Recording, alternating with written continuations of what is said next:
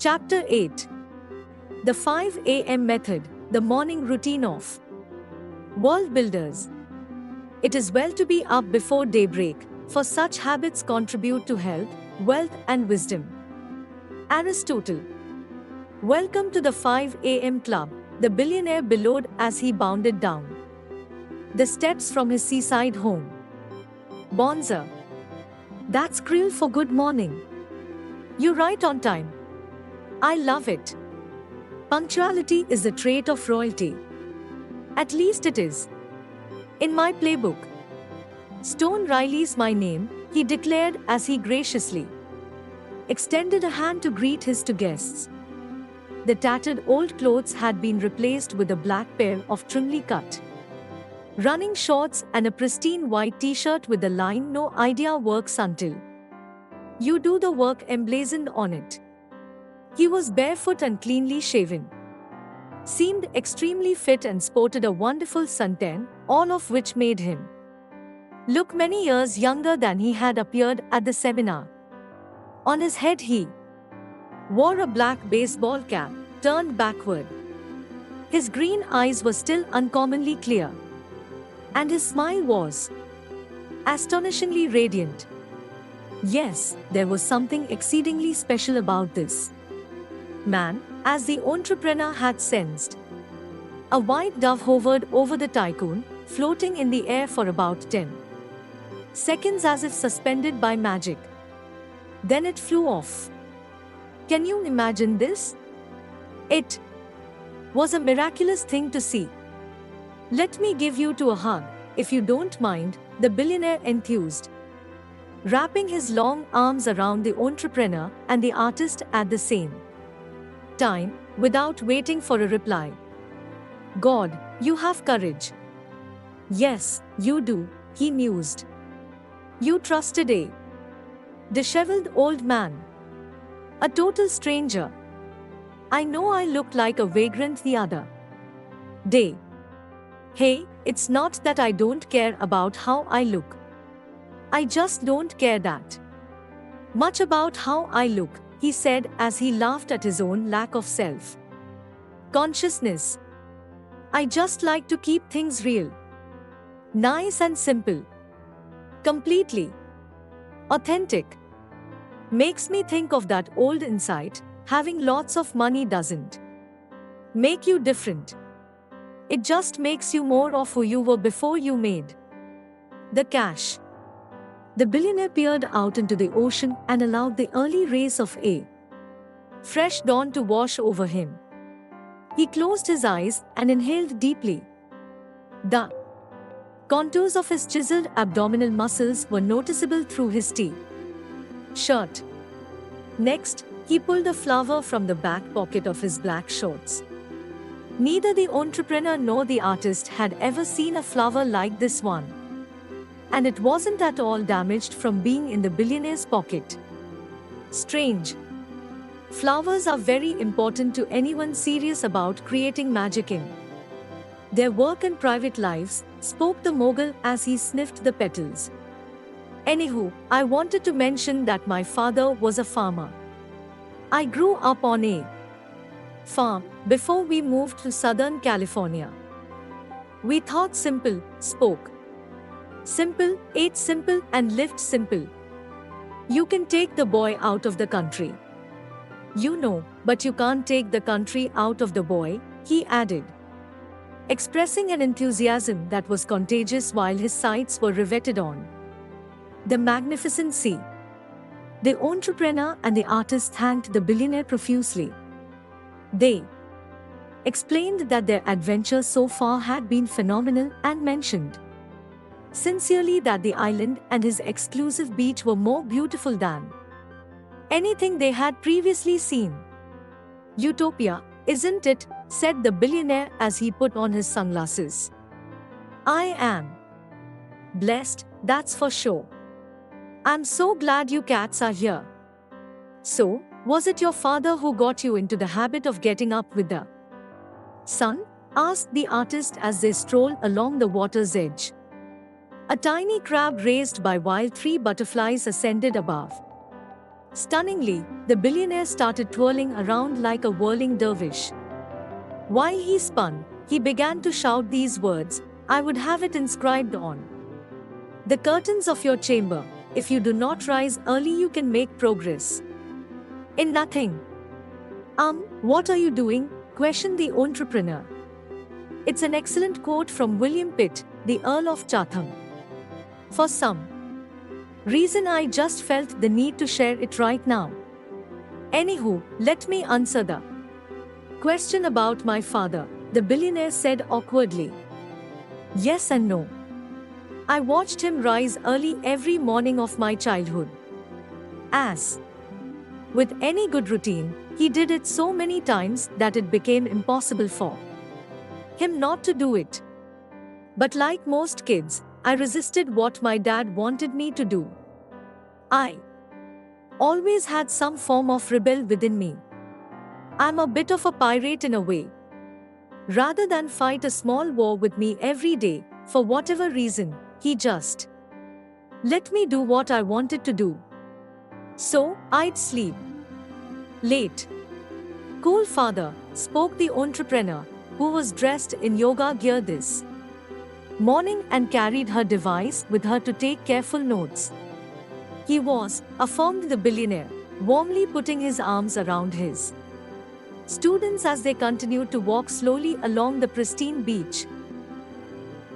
Mr. Riley continued. It was actually the spellbinder who taught me the 5 a.m. method. I was a young man when I first met him. I just launched my first company. I needed someone to guide me, challenge me, and develop me as an entrepreneur, a peak achiever, and as a leader. Everyone said he was the best executive coach in the world, by far. He had a 3-year waiting list. So, I called him every day until he agreed to become my mentor. He was pretty young back then, too. But his teachings had a depth of wisdom, a purity of power, and an ingenious impact that was remarkably advanced for his age. And the early rising discipline helped, the artist broke in. The billionaire smiled at the artist and stopped walking. It was the one practice that changed and elevated every other practice. Researchers now call this kind of a core behavior that multiplies all your other regular patterns of performing a keystone habit. Wiring it in as a profound neural pathway took some effort, a little suffering along the way, and the strongest commitment I had in me. I'll be honest with you, there were days during the process of automating this routine that I was cranky, days when my head pounded like a jackhammer, and mornings when I just wanted to keep sleeping. But once I locked and loaded getting up at 5 a.m. regularly, my days grew consistently and vastly better than anything I've ever experienced. How? Both listeners wondered aloud, in unison. The entrepreneur touched one of her fingers on the artist's arm affectionately, as if to suggest they were together in this experience, that they were now a team and that she had his best interests at heart. The artist locked his eyes onto hers. A gentle grin emerged. The billionaire went on, in this time of exponential change, overwhelming distractions, and overflowing schedules, getting up at 5 a.m. and running the morning regime the spellbinder taught me was my antidote to average. No more rushing in my morning. Imagine what that alone does for the quality of your day. Starting your day luxuriating in the quietude only the early morning provides. Beginning your day feeling strong and centered and free. I found that my mind became dramatically more focused as the days progressed. Every great performer, whether we are talking about a championship athlete, a top-tier executive, a celebrated architect, or a revered cellist, has developed the ability to concentrate on optimizing their particular skill for long, uninterrupted periods of time. This capability is one of the special factors that allows them to generate such high-quality results in a world where too many people dilute their cognitive bandwidth and fragment their attention, accepting poor performances and ordinary achievements while leading lives of disappointing mediocrity. I definitely agree, indicated the artist.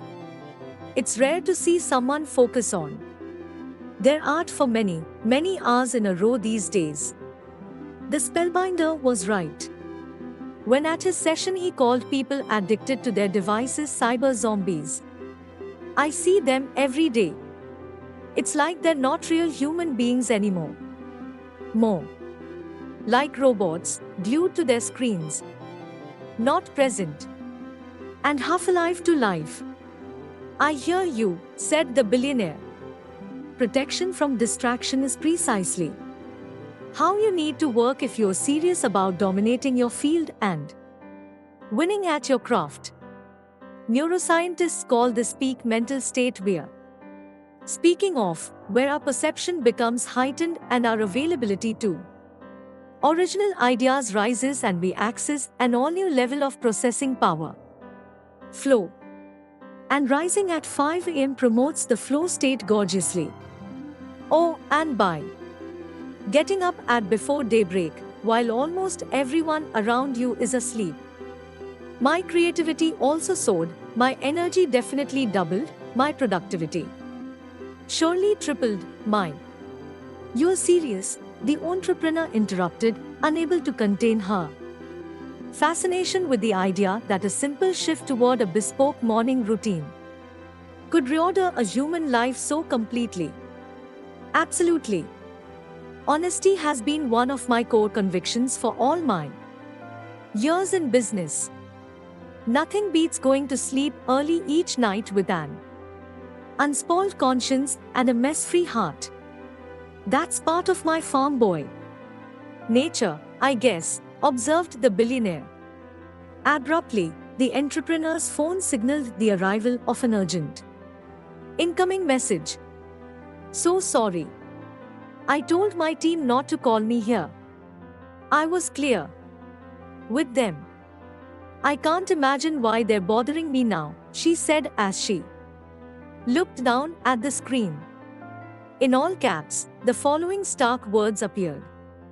Leave the company, or else you die. The entrepreneur fumbled with her phone. Then she accidentally dropped it into the sand. Soon she was gasping for air. What happened? The artist asked quickly, sensing trouble. Seeing the blood wash out of his friend's face and her hands trembling, he repeated with greater intensity and even higher empathy, what happened? The billionaire also appeared concerned. Are you okay? Do you need some water or something? I just received a death threat from my investors. They want my firm. They are trying to kick me out because they think I have too big a share. They just told me that if I don't walk away they kill me. Instantly, the billionaire ripped off the sunglasses he was sporting and held them in the air, making a circling movement. Seconds later, from behind a flourish of palm trees, two large men with earpieces and rifles sprinted down to the beachfront as fast as a cyclist on steroids. Boss, you all right? The tallest of the two big men asked tensely. Yes, came the confident and calm reply to his security detail. But I need you to check this out immediately, if it's cool for me to do this for you, he said as he looked at the entrepreneur. I can help you make this go away. The billionaire then muttered something to himself. And a flight of doves soared by. Sure. Yes. I'd appreciate some help, the businesswoman replied, her voice still shaking and pearls of perspiration appearing on her forehead, in the area where all those creases were. Leave this with us, declared the billionaire. He then spoke to his protection people, politely yet with an undeniable air of authority. Seems my guest here is being seriously harassed by some thugs hoping to take over her enterprise. Please figure out exactly what they're up to and then present me with your solution. Don't worry, he told the entrepreneur. My guys are the best in the business. This won't be a problem. Mr. Riley articulated this last sentence in a fashion that emphasized each word for powerful effect. Thank you very much, the entrepreneur responded, looking enormously relieved. The artist held her hand tenderly. Okay, if I continue, the billionaire requested as the sun rose higher into the glamorous tropical sky. His guests nodded. An attendant, impeccably attired, emerged from a hut that sat higher up on the beach. It was painted green with white trim. Soon, the aide was serving the richest, most delicious coffee the entrepreneur and the artist had enjoyed in their lives. Fantastic cognitive enhancer when consumed in moderation each morning, expounded the billionaire as he sipped away. And it's packed with antioxidants, so coffee also slows aging. Anywho, where were we? I was telling you about the awesome benefit that flowed to me after I joined the 5 a.m. club and ran the morning methodology the spellbinder revealed to me. It's called the 20-20-20 formula, and trust me, once you learn this concept alone and then apply it with persistency, your productivity, prosperity, performance, and impact will increase exponentially. I can't think of another ritual that has contributed to my success and well-being as much. I'm exceedingly low-key about what I've been able to accomplish in my business career. I've always viewed bragging as a major defect of character. The more powerful a person truly is, the less they need to promote it. And the stronger a leader is, the less they need to announce it. The spellbinder spoke a bit about what you've been able to achieve, offered the entrepreneur, now looking even more relaxed. And the wild way you dressed at the conference definitely confirmed it, interjected the artist, flashing a sensational smile that showcased a few broken teeth. Rising at 5 a.m. every morning was the main personal practice that made most of that happen. Allowed me to become a visionary thinker. Gave me a reflective space to develop a formidable inner life. The discipline helped me to become ultra-fit, with all the beautiful income advancements as well as lifestyle enhancements that come with superior health. Early rising also made me a pretty amazing leader, and it helped me grow myself into a much better person. Even when the prostate cancer tried to devastate me, it was my morning routine that insulated me. It really was. I'll go into the 20-20-20 formula in an upcoming lesson so you'll know exactly what to do to get amazing results from the first moment you wake up. You cats won't believe the power and value of the information that's coming. I'm so excited for you too. Welcome to paradise. And welcome to the first day of a substantially better life. The entrepreneur slept more soundly that night in Mauritius than she had in years. Despite the threat she had received, the combination of the billionaires' brief instruction, the magnificence of the natural setting, the purity of the Clean ocean air and her growing fondness for the artist caused her to let go of many of her concerns and rediscover a state of calm she'd long since forgotten. Then, at precisely 3:33 a.m., she heard a thunderous bang on her door. She knew it was this time because she glanced at the alarm clock on the wooden night table in the stylish guest house her host had arranged for her to stay in. The entrepreneur assumed it was the artist, perhaps dealing with jet lag or sleepless after the excellent yet large dinner they had enjoyed together. Without asking who it was, she opened the door. No one was there. "Hello," she announced to a startled sky. Waves softly collided with the seashore near her cottage, and the scents of roses, incense, and sandalwood could be detected in the breeze. "Anyone here?" Silence. The entrepreneur carefully shut the door. This time, she bolted the lock. As she shuffled back to her bed that was covered with Egyptian cottons and English linens, 3 mighty knocks pounded on the door. "Yes," cried the entrepreneur, now alarmed. "Yes. We have the morning coffee you ordered, madam," a husky voice replied. The entrepreneur's face was crowded by crevices again. Her heart began to thump vigorously. She grew deeply distressed, and her stomach filled with knots as humongous as the Alps. "They're bringing me coffee at this nutso hour? Unbelievable." She returned to the front of the guest house, undid the lock and opened the front door, haltingly. A stocky man with a disagreeable bald head and one eye that seemed out of joint stood there, smirking. He wore a red windbreaker and denim shorts that dropped just below his knees. Around his neck was a thin piece of blue string. Dangling from it was a plastic laminated photo of a person's face. The entrepreneur squinted to see the face more clearly in the darkness. And as she did, she saw the image of an older man. One she knew very well. One she loved very much. One she missed considerably.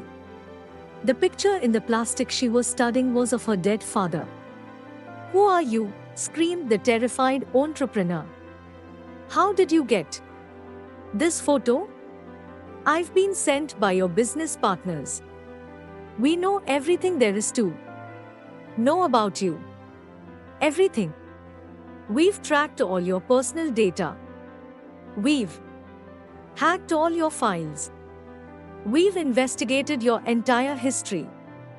The bald man in the windbreaker reached under the front of his belt and pulled out a knife, bringing it to within a few inches of the entrepreneur's thin and particularly veiny throat. "No one can protect you now. We have an entire team focused on you. I'm not going to hurt you. Yet. This time's just about me making a point. Giving you an in-person message. Leave your company. Give up your equity. And say bye-bye. Or you get this blade in your neck. When you least expect it. When you think you're safe. Maybe with that chubby painter friend of yours." The man pulled the knife away and replaced it under his belt. "Have a good night, madam. It's been a pleasure meeting you. I know we'll see each other soon." Then he reached forward and pulled the door shut with a slam. The entrepreneur, badly shaken, fell to her knees. "Please, God, help me. I can't take this anymore. I don't want to die." 3 more strikes came to the door. These ones were gentler. "Hey, it's me. Please open the door." The knocking startled the entrepreneur and woke her up. The tapping continued. She opened her eyes, peered around the lightless room, and realized she'd been caught in a bad dream. The businesswoman rose from her bed, shuffled across the wide planked oak floor and opened the front door, knowing it was the artist after hearing his familiar voice. "I just had the most insane dream," said the entrepreneur. "A brutal man showed up here, had a piece of plastic hanging from his neck with a photo of my dad in it and threatened to stab me with a knife if I didn't give my firm over to the investors." "You okay now?" the artist asked softly. "I'll be fine. I had an unusual dream, too," the artist explained. "I couldn't sleep after it.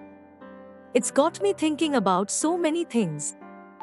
The quality of my art, the depth of my belief system, the foolishness of my excuses, my cynical attitude, my aggressiveness, my self-sabotage, and my endless procrastination. I'm analyzing my daily routines and how I'll spend the rest of my life." "Hey, you. Sure you're okay?" the artist questioned, realizing he was talking a little too much about himself and not empathizing with his alarmed companion. "I'm fine. Better now that you're here." "You sure?" "Yes. I missed you," the artist said. "Do you mind if I tell you more about my dream?" "Go ahead," encouraged the entrepreneur. "Well, I was a little kid at school. And every day, I'd pretend I was two things, a giant and a pirate. All day long, I believed I had the strength of a giant and the rule-breaking swagger of a pirate. I told my teachers I was these two characters. And at home, I told my parents the same thing. My teachers laughed at me and put me down, telling me to be more realistic, to behave more like the other kids, and to stop all my ridiculous dreaming." "What did your parents say? Were they kinder to you?" asked the entrepreneur, now sitting on the sofa with her legs crossed in a yoga posture. "Same as my teachers. They told me I wasn't a giant. And that I definitely was no pirate. They reminded me that I was a little boy. And told me that if I didn't limit my imagination, stifle my creativity, and put an end to my fantasies, they'd punish me. So, what happened? I did what I was told to do. I caved in. I bought into the attitudes of the adults. I made myself tinier instead of grander, so I'd be a good boy. I suffocated my hopes, gifts and powers in an effort to conform, like most people do every single day of their lives. I'm starting to realize how much we've been hypnotized away from our brilliance and brainwashed out of our genius. The spellbinder and the billionaire are right. Tell me more about your dream," the entrepreneur urged. "I began to mold myself to the system. I started to become a follower. I no longer believed I was as powerful as a giant and as swashbuckling as a pirate. I sheepwalked with the flock, becoming like everybody else. Eventually I grew into a man who spent money I didn't have, buying things I didn't need, to impress people I didn't like. What a poor way to live. I do some of that behavior too," admitted the entrepreneur. "I'm learning so much about myself, thanks to this very weird and hugely useful voyage. I'm starting to realize how superficial I've been, how selfish I am, and how many good things I actually have going for me in my life. Many people in the world couldn't even imagine experiencing all the blessings I have." "Got you," said the artist. "So, in my dream, I became a bookkeeper. I married and had a family. I lived in a subdivision and drove a good car.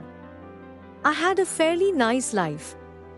A few true friends, work that paid my mortgage, and a salary that handled my bills.